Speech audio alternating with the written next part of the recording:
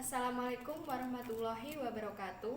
Saya Alvina Novianti, mahasiswa Universitas PGRI Madiun, program studi akuntansi semester 5, akan menjelaskan mengenai akuntansi syariah. Apa sih yang dimaksud dengan akuntansi syariah? Akuntansi syariah adalah proses akuntansi yang didasarkan pada prinsip-prinsip syariah, baik dalam siklus akuntansinya maupun pencatatannya. Akuntansi syariah menurut PSAK. Standar akuntansi syariah SAS adalah pernyataan standar akuntansi keuangan PSAK yang ditujukan untuk entitas yang melakukan transaksi syariah, baik lembaga syariah maupun non-syariah. Pengembangan SAS dilakukan dengan mengikuti model SAK secara umum, namun berbasis syariah dengan mengacu pada fatwa MUI. Perbedaan akuntansi syariah dan akuntansi konvensional. 1. Akuntansi syariah. Penentuan besarnya rasio bagi hasil disepakati pada waktu akad dengan berpedoman pada kemungkinan untung dan rugi. Sedangkan akuntansi konvensional, penentuan bunga pada waktu akad dengan asumsi usaha akan selalu untung. 2.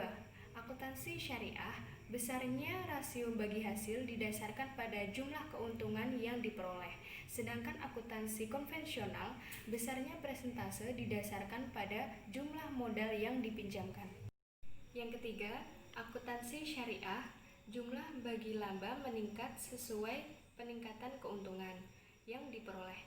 Sedangkan akuntansi konvensional, jumlah pembayaran bunga tidak meningkat meskipun keuntungan naik berlipat ganda.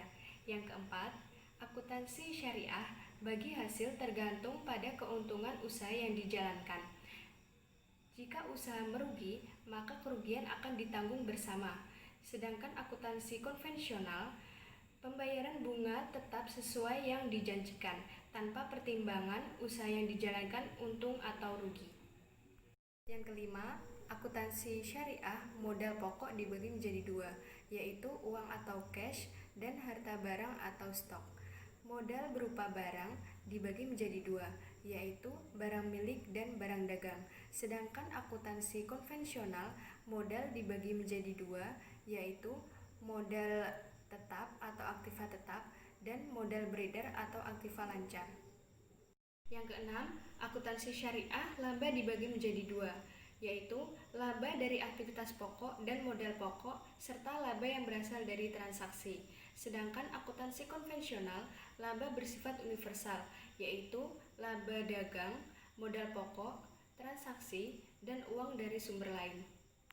Yang ketujuh, dalam akuntansi syariah, mata uang seperti emas, perak, dan barang lain yang kedudukannya sama bukanlah tujuan dari segalanya, hanya sebagai perantara untuk pengukuran dan penentuan nilai atau harga. Sedangkan dalam akuntansi konvensional, mempraktekkan teori pencadangan dan ketelitian dari menanggung semua kerugian dalam perhitungan, serta menyampingkan laba. Yang kedelapan, dalam akuntansi syariah, hubungan dengan nasabah dalam bentuk hubungan kemitraan.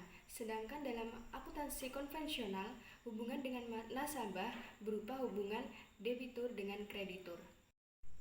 Yang kesembilan, dalam akuntansi syariah, penghimpunan dan penyaluran dana harus sesuai dengan fatwa Dewan Pengawas Syariah.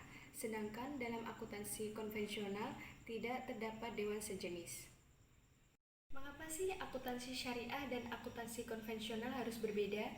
Karena mayoritas masyarakat Indonesia beragama Islam, sehingga menghindari adanya sistem pengenaan bunga pada bank konvensional. Selain itu, dari segi tujuannya pun sudah berbeda. Akuntansi syariah bertujuan untuk memelihara uang sebagai bukti pencatatan saat terjadi debit dan kredit, memberikan keputusan, dan menentukan berapa besarnya penghasilan yang wajib dizakati. Sedangkan akuntansi konvensional bertujuan harus terfokus pada pelaksanaan kerja manajemen dalam menjaga investasi yang dipercayakan oleh pemilik dan kreditor. Demikian penjelasan mengenai akuntansi syariah. Saya pribadi memohon maaf apabila ada kesalahan. Wassalamualaikum warahmatullahi wabarakatuh.